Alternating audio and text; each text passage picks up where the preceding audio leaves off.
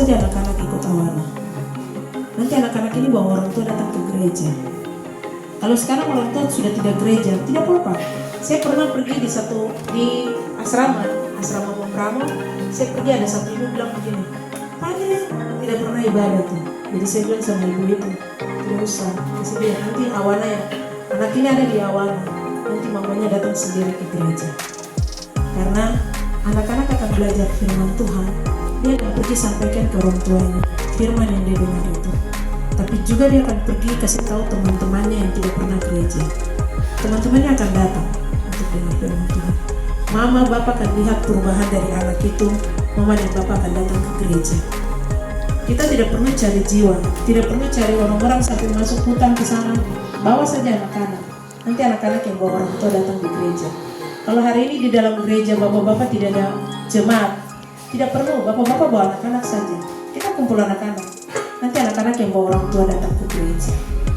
Anak-anak adalah ladang misi terbesar. Di dalam satu orang dewasa hanya 2 orang, mama dan bapak. Tapi mama dan bapak ini punya anak ada 4. Berarti yang lebih banyak siapa? Orang besar kan anak kecil? Anak kecil. Jadi yang lebih banyak mana? Dewasa yang 2 ini atau yang ini? 4. Berarti ladang misi yang paling besar itu bukan di orang besar, di anak-anak. Jadi sekitar 1 miliar lebih di seluruh dunia itu adalah anak-anak yang lebih banyak.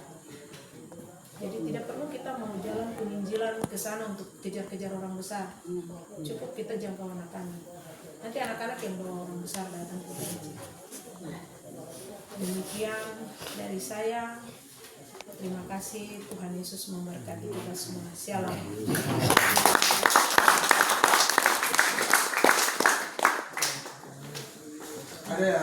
Sekolah minggu. Anak sekolah minggu ini sudah tentu kaum umur.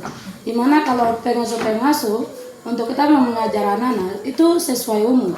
Kalau umur kecil-kecil itu harus sendiri, dan umur yang kanak-kanak sendiri, yang agak besar sendiri, ada remaja sendiri.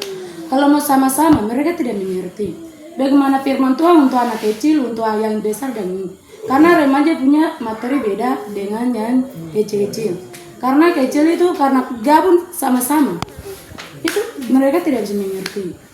Itu dari saya mungkin yang teman-teman pengasuh, bagaimana untuk kakak kasih jelaskan ke mungkin saya punya orang tua di sini, supaya anak-anak itu mereka bisa mengerti. Itu yang tolong kakak jelaskan ke gitu. Terima kasih. Terima kasih.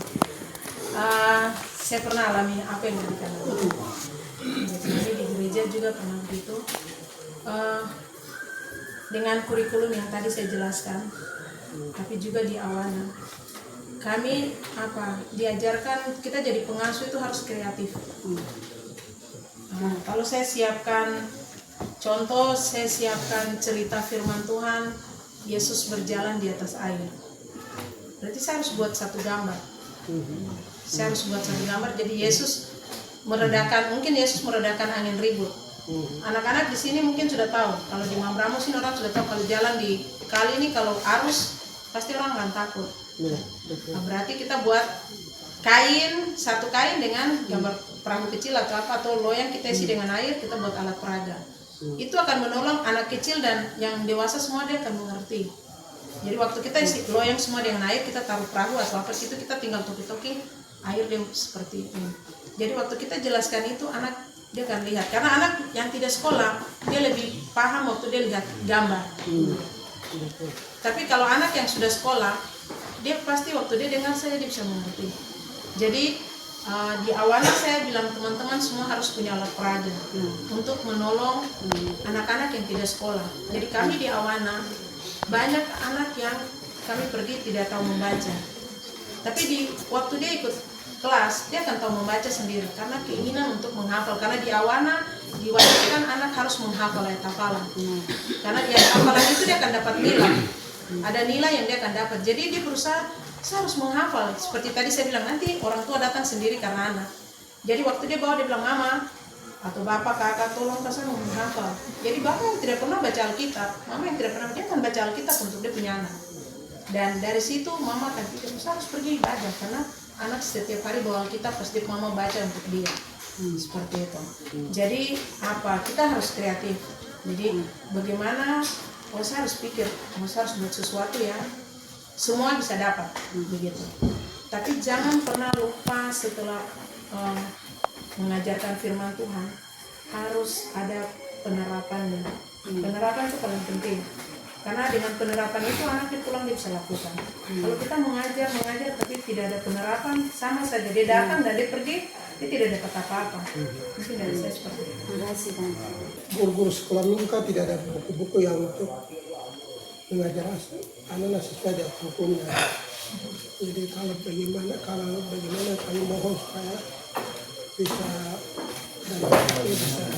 siapkan buku-buku untuk sekolah minggu. Terus anak-anak dan juga pemuda. Nah, ini kekurangan banyak di sini. Yang tidak mengajar sesuai dengan hukum yang ada. Nah, itu saya kembali.